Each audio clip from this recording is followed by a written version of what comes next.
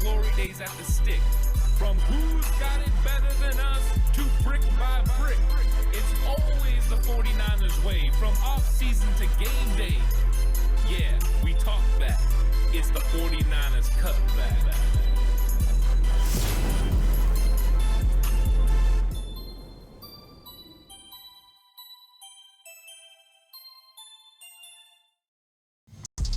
It's 49ers Cutback podcast time. Welcome to the show, everyone. Now we get to talk about the offensive side of the football. The 49ers have added some key pieces to their offense. And I say key pieces because there's a couple of guys that might end up being very important to the 49ers 2025 NFL season. And of course, there was an NFL draft that's focus was mainly put towards the defense. Whenever you spend the draft capital you do in the first 5 picks being defense, well, that was definitely the point of emphasis. And the 49ers knocked it out of the park. And if you're looking to see how I feel about those draft picks, that video is available. Go check that out because I talked about how they've reloaded the 49ers defense for Robert Saleh. So go check that out if you haven't already. If you haven't listened, audio platform, check it out. But today we're going to focus on the offense. And there's been some key developments that aren't even just about the draft. Of course, we're going to talk about those draft picks, but there are other things the 49ers are doing offensively that are going to be key components to what their 2025 team is going to look like. Now, the first thing that the 49ers absolutely had to do, and it was interesting because right before the draft, there was a bunch of hoopla about the fact that George Kittle didn't show up to OTAs. Everyone was kind of putting out their thoughts that they were far apart on a potential contract extension. And there's been 3 contracts the 49ers have been looking to work on during this offseason. Number 1, your franchise quarterback, Brock Purdy. Number 2, your all-pro tight end, George Kittle. And number 3, all-pro Fred, the best linebacker in the entire league.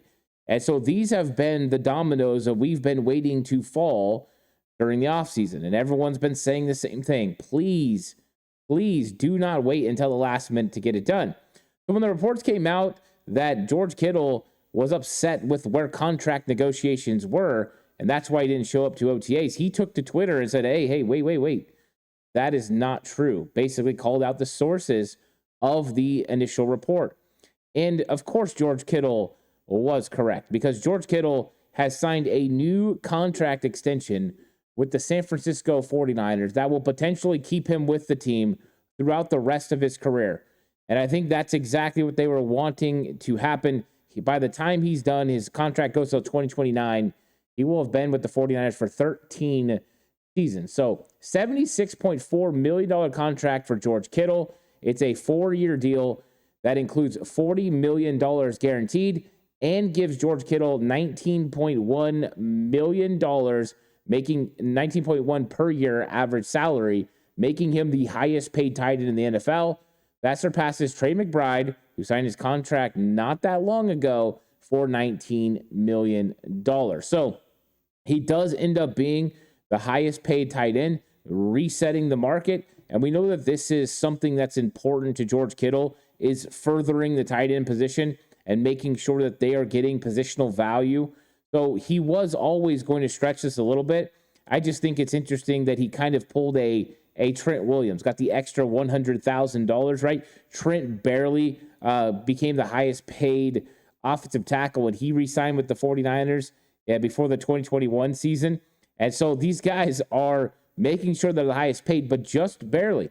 They're not going out there and trying to break the bank, change the market. They're just trying to make sure that they're getting their worth. And I love the little pettiness of, hey, I want to be the highest paid, so give me an extra $100,000 on top of that. I think it's awesome. But what it does is it keeps continuity with the 49ers and George Kittle, and it kind of keeps everything in the right frame of mind for this offseason. They have done a really good job, the 49ers organization and players, of trying to keep a positive direction and a positive mentality surrounding this team. Last year, there were so many questions, so many things all over the place about the contract negotiations with Brandon Ayuk. And it hasn't just been him, but other guys in the past as well, that they're really trying to keep it very clean this year. They're trying to keep it very focused. That's why George Kittle was quick to say, hey, I'm not holding out. Hey, I'm not missing. He gets rewarded by showing up. Brock Purdy showed up to OTAs. He's not trying to miss as well. He's trying to keep that focus in a positive manner. And Fred Warner has said, hey, when it comes time, I know that we're going to get this done. Until then, I'm showing up for work. This mentality is exactly what the 49ers needed. But they had to make sure they got their guy in George Kittle. And this was a big linchpin because the 49ers definitely have not answered the call when it comes to tight end. This is the best tight end in football. The 49ers don't have any depth really behind him that you can write home about, that you're excited about, a young player. That didn't happen in the draft. I'm going to talk more about that later. But it was really important that you get George Kittle inside the 49ers locker room for the rest of his career. And potentially they've done it. Now, who knows how long George Kittle ends up playing, but I think they've done a very good job. This was great news. This came out nice, bright, and early this morning. And so Kittle getting the deal done was huge for the San Francisco 49ers, and that's exactly what they needed to do. But they weren't done. They also made some other moves today as well, and I'm going to be talking about that in this episode as well. But please like and subscribe to the channel if you haven't already. If you're listening to audio platform, 49ers Cutback on Believe Network, please give it a 5-star rating. And of course, if you are going to bet with Bet Online. Bet Online is the world's most trusted betting platform and your number one source for all your sports betting action. Baseball season is in full swing. We're into the home stretch for the NBA and NHL playoffs. Bet Online has more ways to stay in on the action with the latest odds, news, and scores, even live in-game betting while the games are being played. With a large selection of odds on everything from MLB, NHL, and UFC, Bet Online remains the number one online source for all your sports wagering info. In between games, head on over to the Bet Online casino with all the top Vegas-style games, including poker and live casino. Bet Online, the game starts here. And I say that the 49ers weren't done because they also signed a swing tackle today. And I was not even expecting this to happen today. I did think that the 49ers were going to address players in free agency now that the compensatory pick formula, it doesn't count against your new signing. So we knew this was going to happen. We've talked on this channel before about the fact that John Lynch and Kyle Shanahan in a perfect world wish that the draft happened before free agency. You could go into the draft. You could try to answer as many needs as you have with key draft picks. And then after that, fill in the holes with key free agents. Now, that's not how the NFL works. But the 49ers decided that in many cases, that's what they were going to do as far as approach this season. They needed to be more bargain basement. The players they brought in are very strategic, right? They're low budget, good special teams players, potential depth guys who maybe haven't reached their full potential. You're hoping to develop them. Well, they had to get a swing tackle, and they went into the draft, and a lot of us really were expecting them to address offensive line at some point. They waited till the 7th round with Colby, the offensive guard out of Iowa. And we're going to talk about him in this episode as well because it was a solid pick for a 7th rounder. But the 49ers go and they sign a swing tackle in DJ Humphries. And this one might not move the needle for a lot of people, but when you're talking about getting a consistent veteran to take over the role of, what you lost from Jalen Moore, I think it's very important for the 49ers to go in and strike and get a key player. So what are you getting with DJ Humphries? Well, first off, he's been in the league for a little while. He is 31 years old. They signed him to a 1-year contract. So it's pretty obvious he's going to be competing for the swing tackle role. And the good news is he's played in a lot of football games. He was a 2015 first-round pick. He was picked number 28 overall. And he's had 100 career starts in the NFL, including he was voted to the Pro Bowl in 2021. So this is a experienced offensive lineman that can step in, and if something, heaven forbid, happens to Trent Williams or Colton McKivitz, can step in and fill the role that is left behind. So this was a key move that needed to happen. Now, there are concerns, of course, about DJ Humphries. And what are those concerns? Well, he suffered a torn ACL in week 17 of the 2023 season when he was playing for the Arizona Cardinals. So this is a player they're familiar with. He's played within the division. They know what his strengths, what his weaknesses are, what he can do within this offense. But he suffered that injury. The Cardinals went ahead and released him March of 2024. and he did not return to the NFL until he went and signed with the Chiefs, who were struggling to find a consistent offensive tackle presence on their line. And so he went and signed there in November. That was very important for them. They needed to pick up a guy. It wasn't working out with guys like Kingsley Suamatia and others. They were struggling. But Humphries, after week 14, didn't finish because of a hamstring injury. And we all know if you have a knee injury like that, a lot of times hamstrings can be a big problem after. It takes a while to be able to get up to speed and be able to play consistently and not have fatigue. And that made him struggle a little bit. So eventually the Kansas City Chiefs decided that they were going to go with Joe Thuney. And Joe Thuney played left tackle through the playoffs and into the Super Bowl. And so that was a big thing. Now, Humphries did say that rehab on his ACL was a little bit more difficult and thought the injury might have injured his career, but he's able to get back. He's able to make it, and now he's got another opportunity with the 49ers. So there are some injury concerns. I'm sure they've checked him out extensively and feel pretty comfortable about what he provides and that the injury is healthy. But I love this pickup because you really didn't have a swing tackle. A lot of people were talking about Spencer Burford. We were bringing up Austin Pleasance. I don't know if Burford can play offensive tackle in the NFL. I know a lot of people are convinced that he can, but I think that there are some keys to his game that definitely make it a little bit difficult, especially with the transition going back outside to tackle. He did do it at UTSA.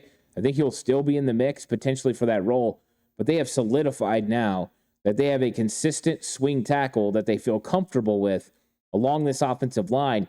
And now the focus can be for the 49ers less about finding a swing tackle and more about finding a left guard starter, whether that's Ben Barch, Nick Zakel, Connor Colby, Spencer Burford.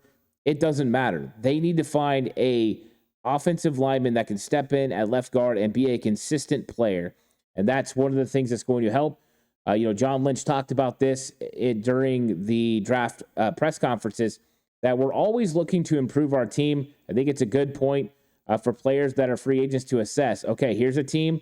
Look at what they did in the draft. And then also for a team to look at back and say, okay, we took our full complement of 11 players. Where do we still have a need to go? Let's go get a little better, or let's change up the roster a little. So they're starting to kind of make those moves. Maybe there'll be more moves that come along for the 49ers in free agency. There's still key players at key positions on offense and defense that could be enticing to the 49ers to be able to go address. But how big is this? First, the news in the morning, George Kittle solidified for the next 4 years as part of a contract extension that's going to keep him through 2029.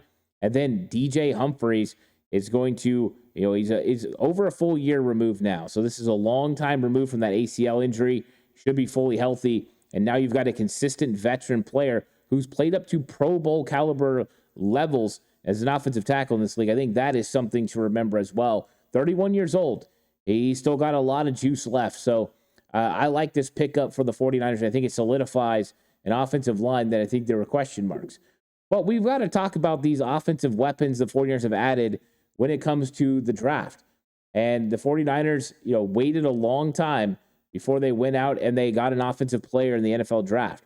And at pick 138 of the fourth round, the 49ers selected Jordan Watkins, wide receiver out of Ole Miss. And for some, this was a very surprising pick.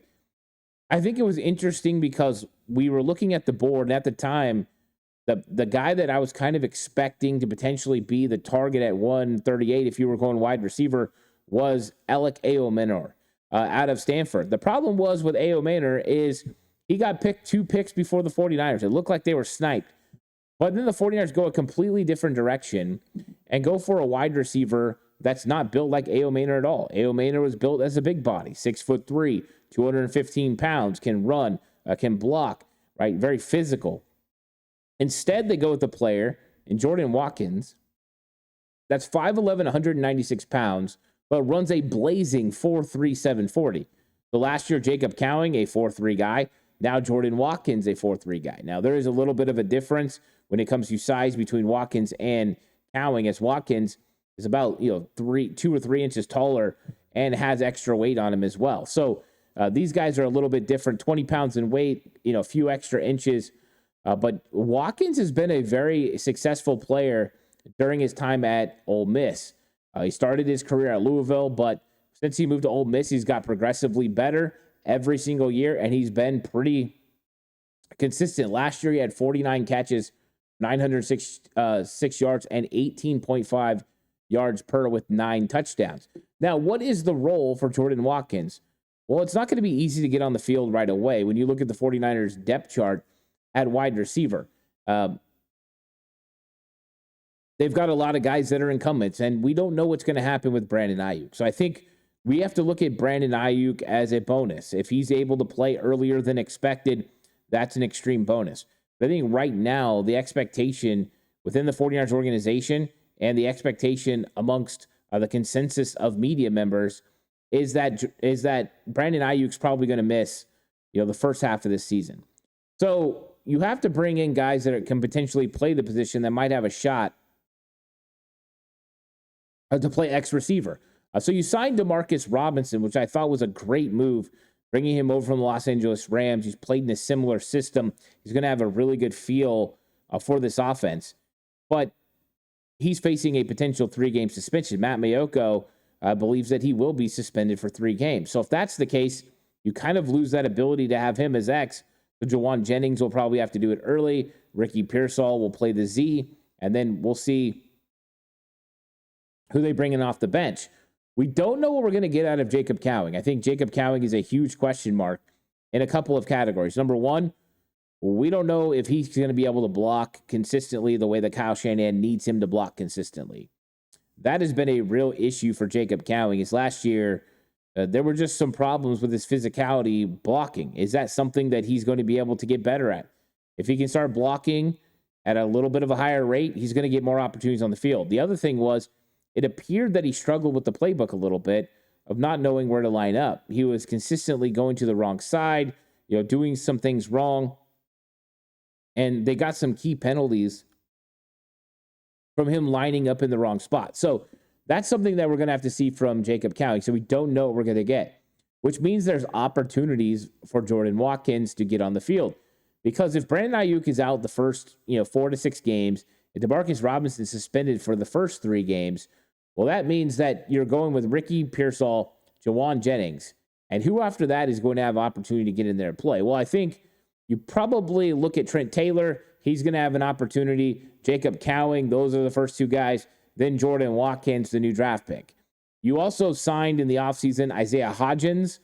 So that's a potential player that can make this football team. I think he's somebody that's interesting. Russell Gage, who's been a veteran in this league for a while and played for Kyle Shanahan before. So he's another guy that could be a part of the mix. You got Tariq Owens, who will be going into year 2 with the San Francisco 49ers. So we'll see what happens with Tariq and if he's developed when it comes to route running. Then they also drafted Junior Burgeon out of Montana. And I'm going to talk about him a little bit more and what his role is going to be later, but he's going to be thrusted into the wide receiver room as well. And he's not exactly big either, 5'11", smaller guy. So he's not really a big wide receiver either. The one big wide receiver besides Isaiah Hodgins that they've added to this team is Isaiah Nayor out of Nebraska. And Nayor is an interesting prospect because he's 6'3" and he can absolutely run for his size. Tremendous athletic profile. But Watkins is important because I think he's got an opportunity to potentially take some X reps. It's going to take some time for him to be able to develop. I don't know if I expect him to be out there day one. The first game, with the Ayuk out, the suspension to Demarcus Robinson, those would have been the normal, players that play the X position. I think early on, you'll probably see Jawan Jennings and Ricky Pearsall, and then you'll probably see some sort of mixture of the young guy, Jordan Watkins, Russell Gage, Isaiah Hodgins, or Trent Taylor as they kind of fit into this offense. It's going to be a little bit of a makeshift offense early on until you get back a couple of guys, starting with Demarcus Robinson, will kind of put everyone back in place. And then after that, how quickly can Jordan Watkins develop? But I love the whole shot ability, right? Over 3 touchdowns last year of 60-plus yards. You got that added to your offense. You got a vertical threat now that can stretch the field and offer some other opportunities in the middle for Ricky Pearsall, Jawan Jennings. That's George Kittle. That's where those guys are going to operate the best. And now you have two vertical threats, depending on how Cowling handles his role and being able to, block and being able to line up in the right spots and things like that. I think you got those two guys. It should be a little bit interesting for the 49ers. So that's Jordan Watkins and what he could provide. Next up is running back Jordan James. And Jordan James, we knew the 49ers probably were going to draft a running back. I was kind of preaching against it, thinking, hey, you can get a guy later, which they did, right? They got Corey Kiner, undrafted free agent. And Kiner and James aren't that much different as far as build, athleticism, kind of style of runner. But they drafted Jordan James, and they drafted him in the 5th round at pick 147. This is the Deebo Samuel trade pick. And a lot of people are a little bit against this move because he doesn't catch the ball very good. He's not great in pass protection. And these are some things that were question marks about Jordan Mason. And the question is, why do you get rid of Jordan Mason and then add a running back who commits similar issues to your football team? Well, I think they were looking for guys who complement each other. So you get Christian McCaffrey, and he is really good at doing it all. He can run the ball. He can catch the ball in the backfield. He's great in pass protection. He's your complete back. He's one of the top, 2 or 3 running backs in the entire league. He's a unicorn. When you look at Isaac Guerendo, what are the strengths of Guerendo's game? They are route running, catching the football, making plays on the edge, and a whole shot ability with that 4.3 speed to be able to get explosive runs. So going out and getting somebody that was very similar definitely could work, or you can go get somebody that's a little bit different. So they went and got Jordan James. And what are the advantages of having Jordan James to Isaac Guerendo? Well, some of the things that James does well, Guerendo doesn't do well. First off, Jordan James has better vision running than Isaac Guerendo. Now, if Guerendo sees it, he's got the shot to take it to the house. Jordan James sees it more consistently. And when he puts his foot in the ground and goes vertical, he has an absolute explosion to be able to get in that hole quickly before it closes up. Because one thing about these holes in the NFL, they're not very big and they close faster than you could possibly think. So you've just got to have a real good feel about it. Press the outside zone, press it as far as you can, and then boom, vertical. Get your foot in the ground, go vertical. That's something Jordan James has good feel for. Isaac Guerendo right now has better feel for the inside zone than he does the outside zone. So they're a little bit different. Jordan James has not proven to be a very consistent pass catcher. Now, we heard the scouts, we heard John Lynch say that Jordan James impressed them at Oregon's Pro Day, catching a lot of passes from Dylan Gabriel. That's fantastic, but that's still an area of his game that needs to get a little bit better. So as you can see, these two guys are a little bit different. The one thing that I will say for Jordan James that is better than Isaac Guerendo and is probably more on par with Jordan Mason is his ability to run in short yardage and to run around the goal line in the red zone. 31 touchdowns inside the red zone. So I think we could see a vision here. That's what we're trying to find out with these guys, the vision for them within the offense. And the 49ers needed a guy that was going to be successful around the red zone. You can't have Christian McCaffrey out there all the time. Sometimes he needs a break. One game that I remember this pretty extensively was last year against Buffalo. Christian McCaffrey had some really big runs. All of a sudden, he's got to come out.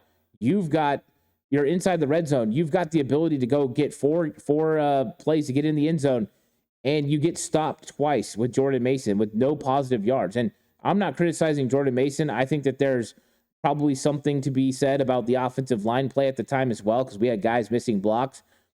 But there is an innate ability within Jordan James to find creases. This guy also breaks a lot of tackles that should be for losses that he falls forward and gets extra yards. He's able to power into the end zone and get touchdowns. So he is a little bit different than Jordan Mason running within the red zone. He's not as big as Jordan Mason. He's not as physical as Jordan Mason, but he runs more balance than Jordan Mason. He has more vision than Jordan Mason. So those are some things that are interesting that I'm waiting to see how they translate to the field. Mason proved he could do it at a high level. Jordan James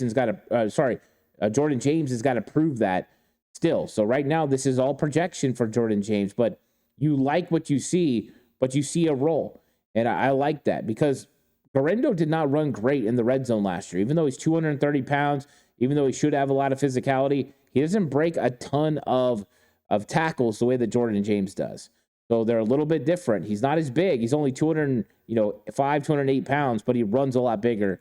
Something interesting. So I like him within this offense. I think they think he can develop as a pass catcher, and then eventually he will be a more consistent, back in that room. But I love the room so far. Christian McCaffrey, Isaac Arendo, who's got third down ability, some hole shot ability, and catching the football. Jordan James is going to be a consistent ball carrier, especially on first and second down, running the ball on third and short, converting inside the red zone. Those are some of his roles. Patrick Taylor right now is going to be a key special teamer who also can get you some dirty carries if you need it. So, 1 or 2 yard gains here and there, he can do it. He's always capable. Israel Abanikanda right now is a projection. I think he fits the scheme great. I was a huge fan of him when he came out of Pitt. 5th round pick to Robert Saleh and the New York Jets. He's a scheme fit, but he's got to go out there and prove it on the field. I think best situation for the 49ers now that they have Jordan James is for Israel Abanikanda to make this football team, because he is different, catching the ball in the backfield, more of a slasher when it comes to running compared to Patrick Taylor.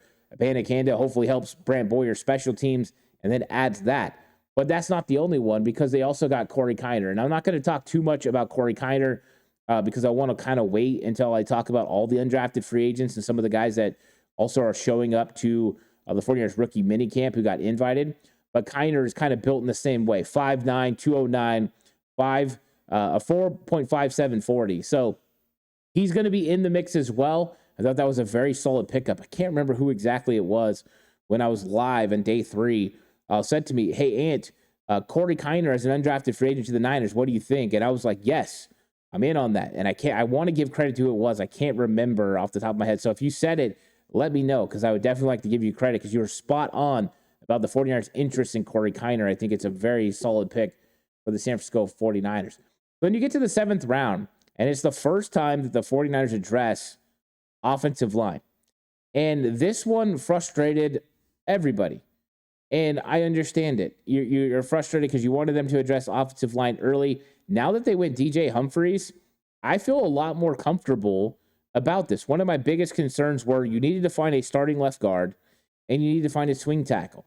And you were running out of tackles. That was one of the reasons that I really liked going a little bit earlier with tackle. Now, the way it worked out, we got some studs on defense. I love it. I'm not going to second guess what they did.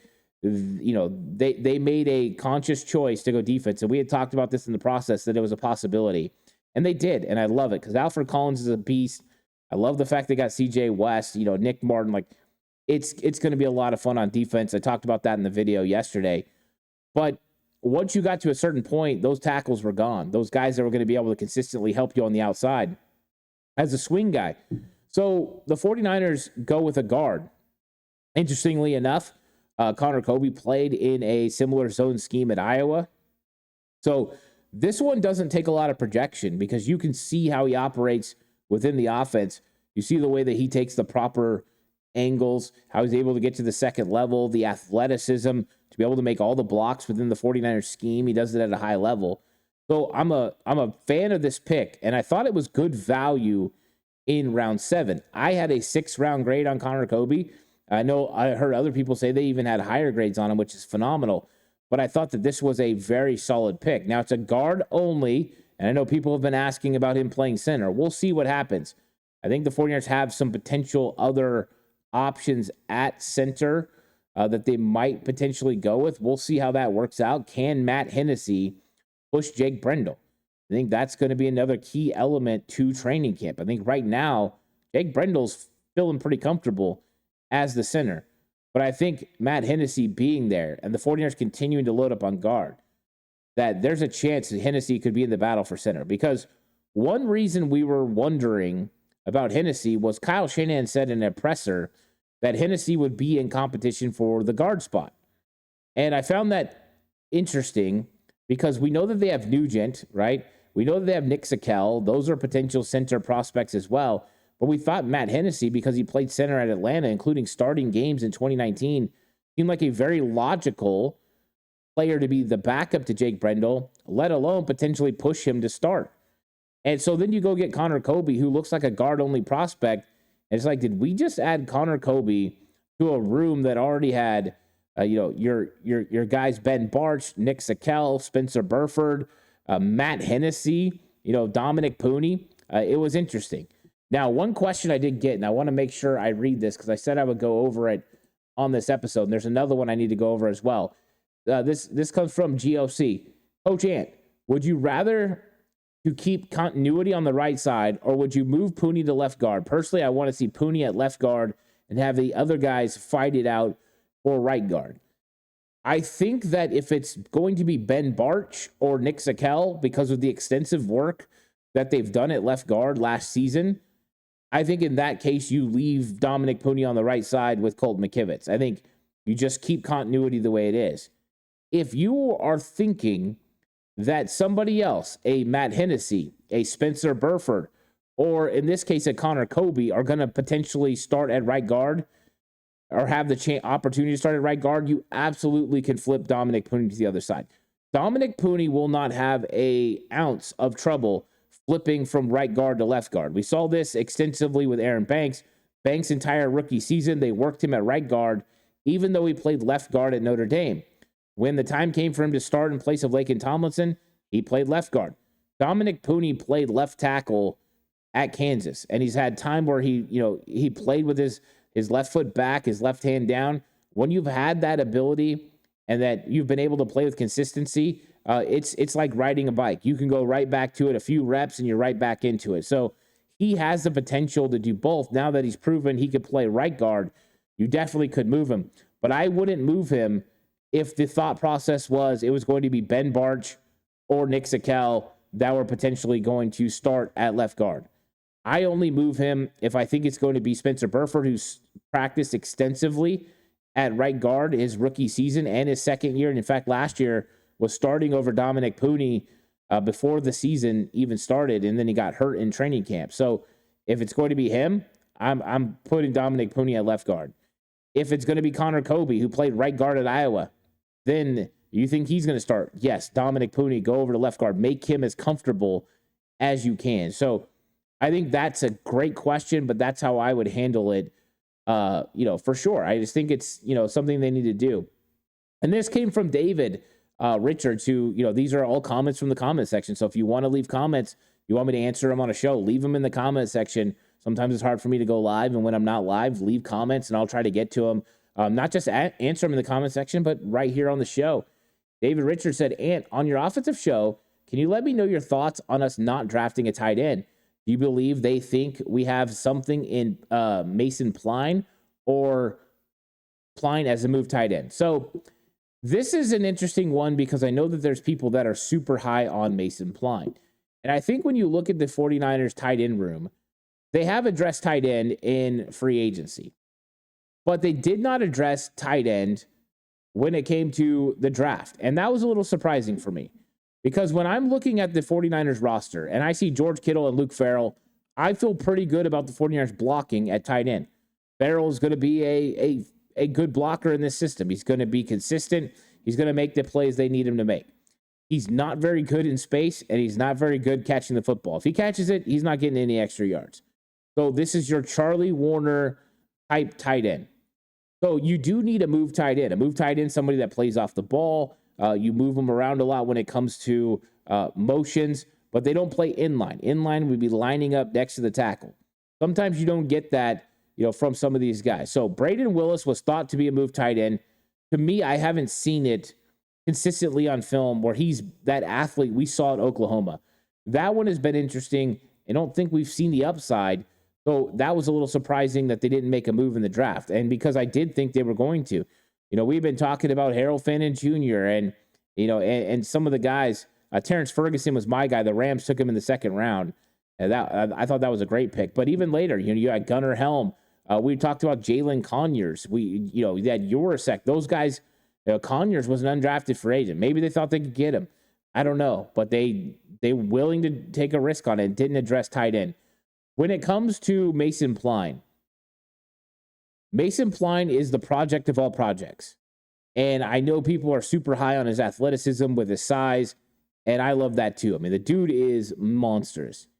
My problem is when I watched him at training camp last year, is you see how raw of a player is. I mean, this dude's extremely raw as a player.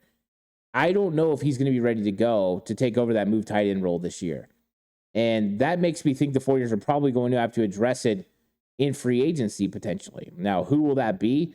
I think that's a good question because I was looking at free agency. There's not a lot of tight ends you could potentially go with. I mean, there's some young guys maybe you could potentially develop, but just looking at the names as far as tight ends, you've got the older cats, right? You've got Gerald Everett, Mercedes Lewis, the oldest, 19 years in the league. You got Jordan Akins from Cleveland. He would be a scheme fit because of, him playing within that Cleveland offense. So if you're looking at that, now you're spending a little bit of money there, are you willing to spend, a couple $1 million on potentially a guy that, that can move the way that he moves? Maybe. And I think that the reason that why he's a guy that makes sense in that role is last year at Cleveland, he had 58 catches, he had 58 targets, 40 catches for almost 400 yards, nearly 10, per pop. So he played in Houston, he played in Cleveland, he's played in this system. I think he could be a possibility if you're looking for a guy to be the third tight end. But other than that, there's not a lot of names. Hayden Hurst potentially. Ross Dwelly's available. I don't think the 49ers want to go back down that road. So I was surprised they didn't go tight end in the draft. I thought they were going to, and maybe it's something they still address. If not, right now it's Braden Willis, Jake Tunges, and Mason Pline. And I would love for Braden Willis to become that move tight end that everyone was hoping he was going to be. But right now, I'm just not sure he could be that guy. But let's see. Maybe they feel like he can develop into the player that they were hoping. Of course, the last pick for the 49ers was Junior Burgeon. We brought him up a little bit earlier. He's going to be mainly used as far as returns. One of the better kick returners and punt returners in the entire draft, and what he did in Montana. We'll see if that translates to the 49ers game. But 49ers have added some pieces. Bring back George Kittle. They signed DJ Humphries. They draft Jordan Watkins, Jordan James. They add Connor Colby, the offensive guard. And then, they bring in a guy like Junior Burgeon, and we'll see what he ends up doing. So overall, it was a good one. And I forgot to mention Curtis Rourke. How did I miss Curtis Rourke? Curtis Rourke, seventh round pick. And of course he's going to be redshirted. I thought this was a good pickup. I just like running back. I wasn't full blown sold on drafting a quarterback.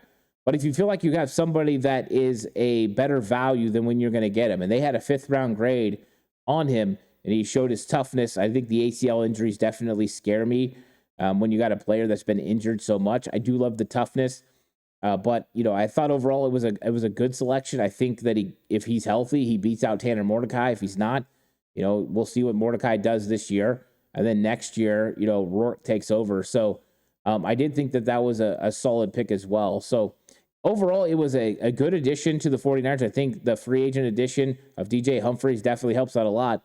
But I think we all see that left guard still needs to be decided, and move tight end, still could be an area the 49ers look to address in free agency. We'll see what happens. I think it's fun. I think wide receiver, there's always a chance he could go free agent again. I do like some of the pieces they have. But those are more decisions that have to be made by John Lynch and Kyle Shanahan.